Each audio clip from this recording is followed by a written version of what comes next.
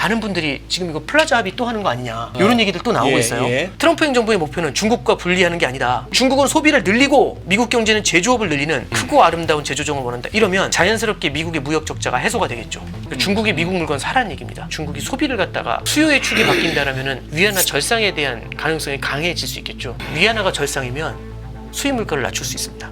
트럼프 당선 직후보다 내려왔거든요. 그러면은 위안화가 내려오는 속도보다 프록시 통화가 대만 달러나 원화 왔지 않습니까? 한국 원화. 얘네들이 훅 주저앉은 거죠. 환율이 올라가는 걸 누르는 개입에 대해서는 지금 크게 이슈가 되진 않는데요. 원화가 절상이 되는 거를 막으려고 개입이 들어가잖아요. 이건 되게 민감할 수 있어요. 그래서 아마 그걸 그렇게 적극적으로 움직이기는 쉽지는 않을 것 같고요. 다만 이제 이런 건 있죠.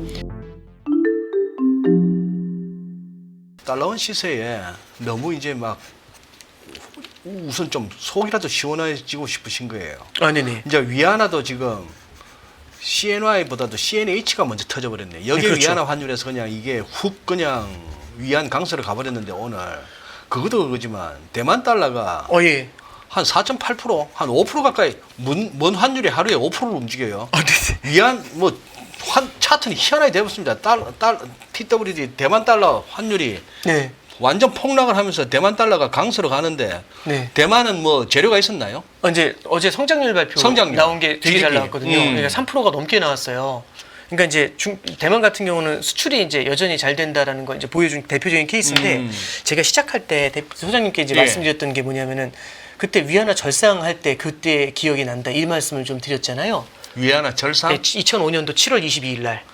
2005년? 네, 2005년도 7월 22일 날 그때 위안화가 달러당 8위안 정도 했거든요.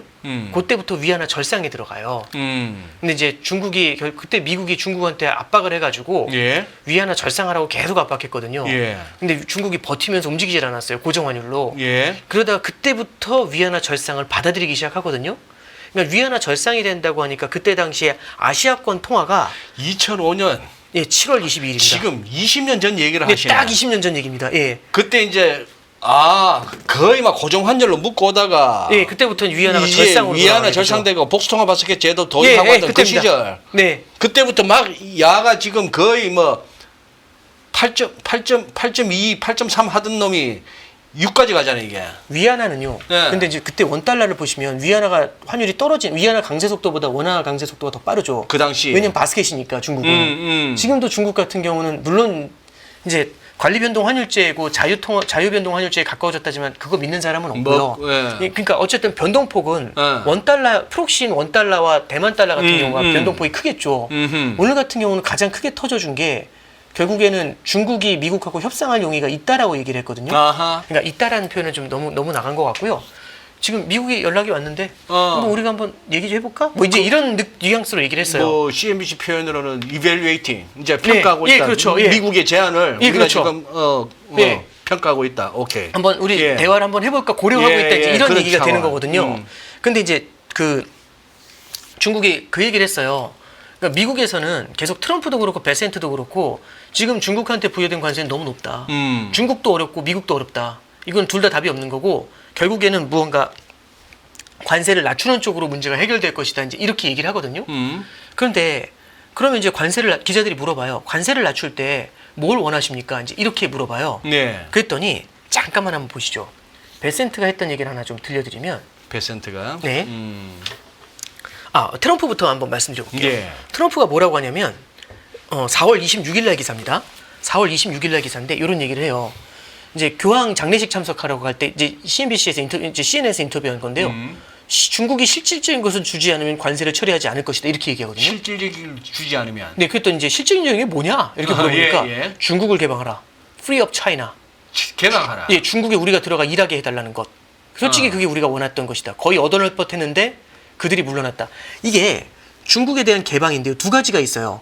시장 자체를 개방하는 방법이 있고요. 그래서 중국이 예를 들어서 대미 수출품을 갖다가 받을 때 관세율을 낮추고 그리고 미국 기업들이 중국에 가가지고 제조업 같은 거 많이 할 수 있게 해달라는 게 1번이고 그거보다 더 큰 건 사실은 미국 이게 보시면은 옛날에 거의 얻어낼 뻔했는데 그들이 물러났다고 하잖아요. 뭐가 있었냐면 트럼프가 1기 트럼프 행정부 때 중국을 압박할 때요. 중국에서 이제 여러 가지 선물을 주려고 했는데 그 중에 뭐가 있냐면 보세요. 이게 18년도 4월 10일 기사입니다. 그때 1차 미중 전쟁 할 때 2018년 기사. 트럼프의 손 내민 시진핑, 예. 자동차, 금융시장 개방이 나오죠. 그렇지. 수입 확대. 왜냐하면 중국은 지금 저축률이 엄청 높아요. 저축률이 높다는 건 캐시가 있다는 얘기잖아요.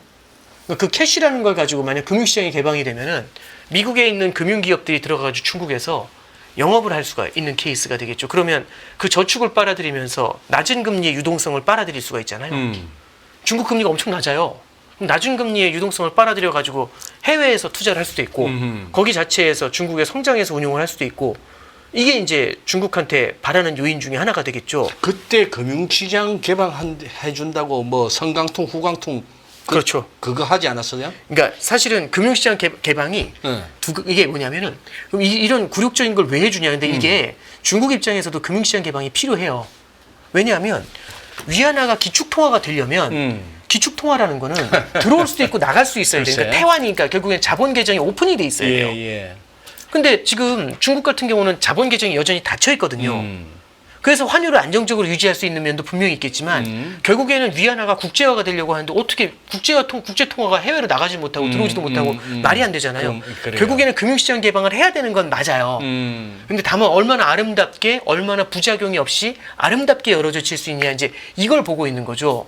요새 진짜 이 아름답다는 단어가 진짜 한국말 아름답다나 영어 뷰티풀이나 고생하기는 마찬가지네. 네네. 트럼프 대통령도 말만 하면 아름답고 그렇죠. 관세도 관세가 아름답고 뭐 네. 그런데 이 금융시장을 아름답게 개방한다. 근데 이제 금융시장 개방을 하잖아요. 그러면 이제 중국 사람들이 갖고 있는 그 저축을 갖다 쓸 수 있게 하잖아요. 그리고 금융이라는 거는 뭐 직관적으로 보시면 결국에는 미래에 있는 소득을 현재로 땡겨오는 마법이죠. 결국엔 금융이 대출이지 않습니까? 대출이라는 거는 결국에는 미래 소득을 현재 땡겨서 집을 살 수도 있고 미래 소득을 현재 땡겨가지고 소비를 할 수도 있고 이게 중국의 소비에는 영향을 주거든요. 그러면 잠깐 보면은 여기서 이제 미국이 원하는 게 나와요. 베센트 재무장관이 뭐라고 하냐면 이렇게 얘기합니다. 그럼 뭘 원하냐 그랬더니 다른 국가 경제에 불균형을 시정하고 관리하는 도구로 사용을 한다. 뭐 이런 얘기를 하면서 이렇게 얘기합니다. 중국에 대해서는 수출을 줄이고 자국 내에서 더 많이 소비할 것을 요구했어요. 중국이 소비해라 이런 얘기하죠. 중국은 정말 더 많은 소비가 필요하고 수출은 줄여야 한다. 이게 무역 적자를 되갚는 거잖아요. 그래서 뭐라고 하냐면 이게 25년 2월 26일 날 기사예요. 근데 얼마 전에 뭐라고 하죠? 4월 23일 날 여기 아름다운이라는 단어 또 나와요.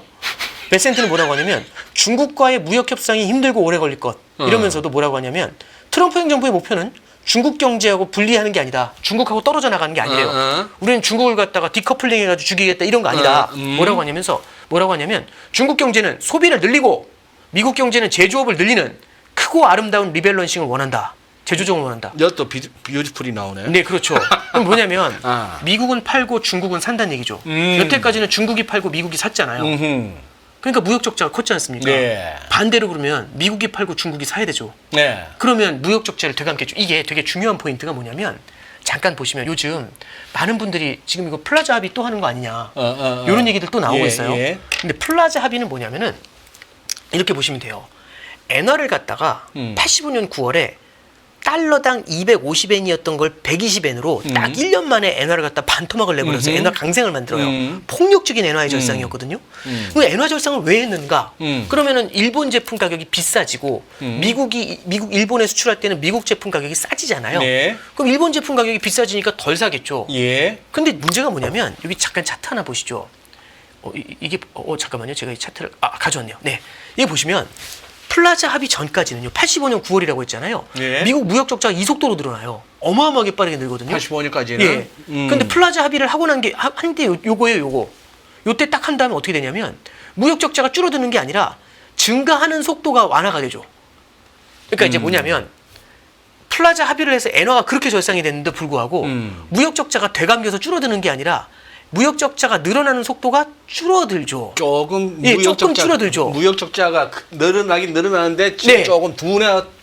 사는 걸 좀 덜 사는 거죠. 오케이. 근데 이걸 반대로 감으려면 우리가 덜 사서 감을 수 있는 게 아니라 상대편이 사야 돼요, 제 거를. 그러니까. 그럼 일본이 사야 되거든요. 근데 일본이 사려면 환율로 안 끝나요. 그러면 뭐가 중요하냐면 일본이 소비를 할 수 있어야 되거든요. 그렇죠. 일본이 소비를 해야 미국 걸 사줄 거지 않습니까? 그러려면 일본이 잘 살아야죠. 잘 살아야죠. 그래서 87년 2월에 뭘 하냐면 85년 9월에 플라자 합의 때 엔화를 절상했는데 답이 안 나오니까 예. 87년 2월에 프랑스 루브르에서 다시 한번 모여서 예. 루브르 합의라는 걸 해요. 예, 예. 그 루브르 합의의 핵심은 뭐냐면 이제 저기 폭력적인 엔화 절상 그만. 그럼 이제 엔화 절상 반대편은 달러 약세가 있잖아요. 너무 폭력적인 달러 약세도 그만. 이거 그만하고 일본이나 서독이나 실질적으로 자국의 내수 소비를 키울 수 있는 방법을 고민하세요. 이제 이렇게 돼요. 그래서 일본이 내수를 키우기 위해서요. 그때 금리를 인하해요. 그리고 부동산 관련 규제를 풀어요.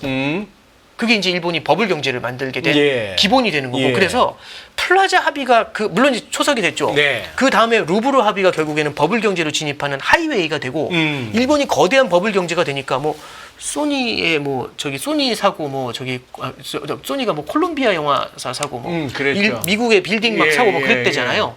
예. 그 얘기가 이제 뭐냐면은 결국에는 일본이 거대한 버블 경제를 통해 가지고 소비가 커지니까 미국 물건을 많이 샀겠죠. 그랬더니 무역 적자 감기지 않습니까? 대체 반대로. 그래서 결국에는요. 많은 분들이 얘기하는 게 관세 다음에 환율이다 이 얘기를 되게 많이 해요. 근데 환율이 끝이 아니에요. 결국에는 뭘 바라는 거냐면 상대편이 우리 물건을 사줘야 됩니다. 환율은 상대편의 물건을 덜 사요. 네. 근데 결국에 그 끝에는요. 상대편이 내 물건을 사줘야 됩니다. 그러려면 상대편의 성장이 일어나야 돼요. 소비가 커져야 돼요. 그래서 다시 한 번만 읽어드리면 무슨 얘기를 하냐면 베센트는 이렇게 얘기하는 거죠. 저기 트럼프 행정부의 목표는 중국과 분리하는 게 아니다. 중국은 소비를 늘리고 미국 경제는 제조업을 늘리는 크고 아름다운 제조정을 원한다. 이러면 자연스럽게 미국의 무역 적자가 해소가 되겠죠. 예. 중국이 미국 물건 사라는 얘기입니다.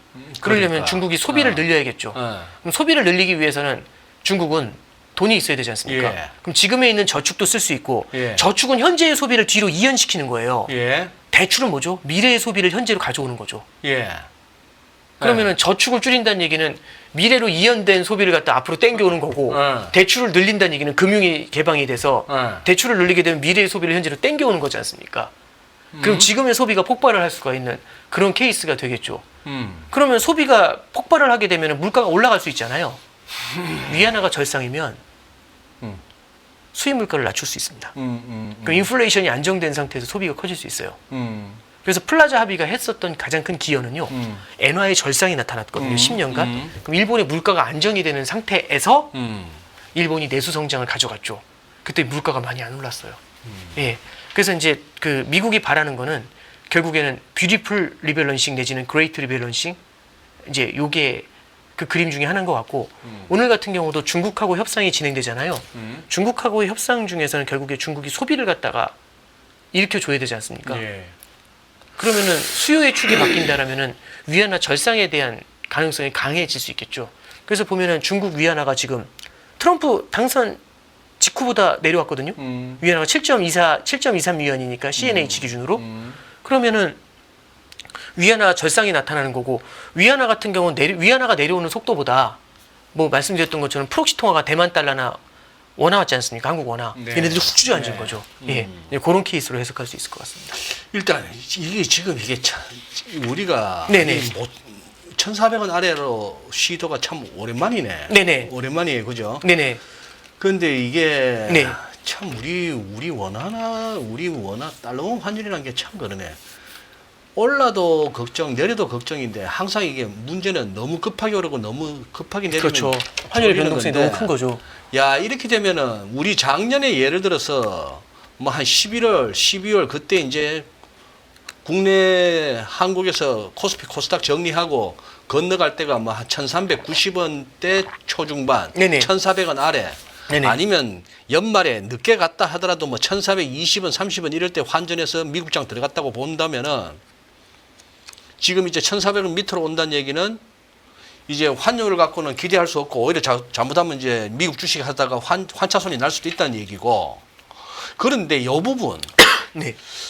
이게 기술적으로 볼 것 같으면 이게 1,430에서 더블탑 네크라인이 네. 무너지고 그 위에가 50원이면 50원, 1,430원에서 50원. 그러면 1,380원.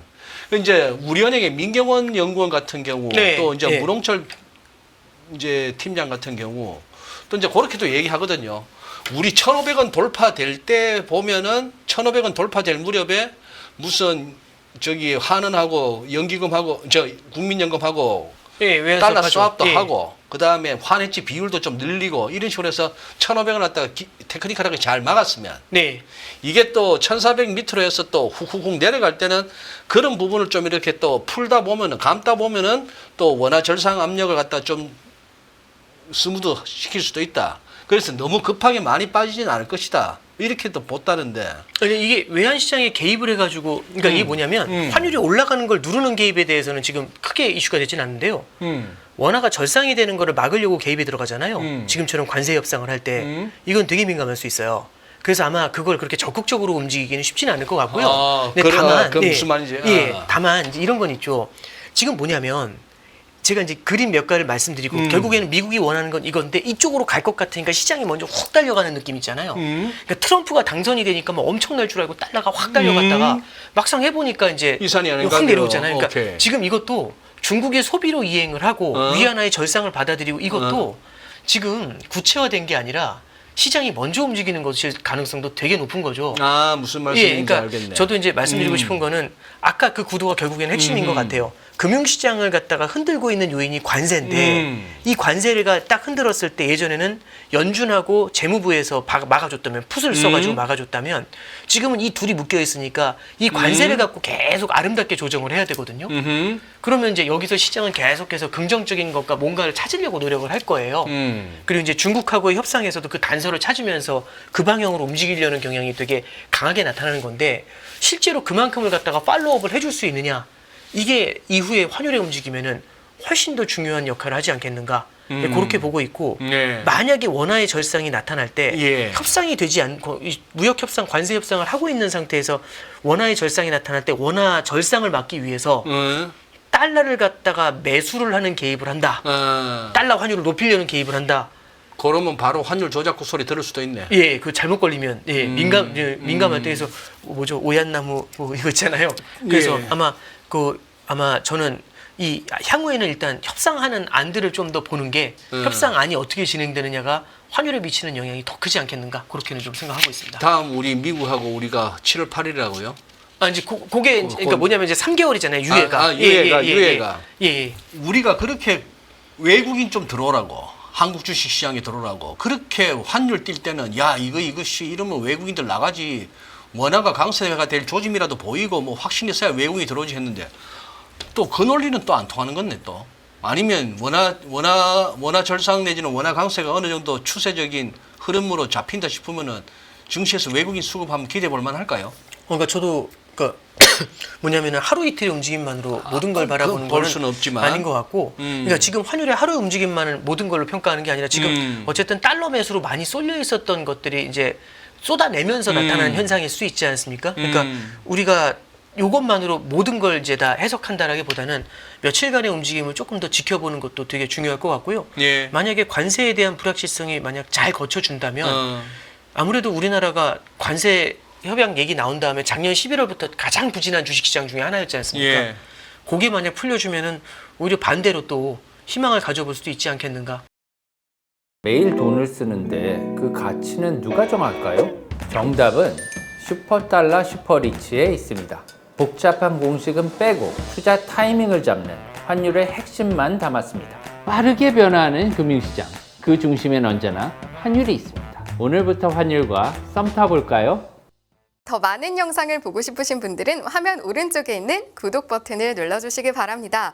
그리고 영상을 보시면서 좋아요는 필수인 거 아시죠? 항상 인포맥스 라이브를 사랑해주셔서 감사합니다.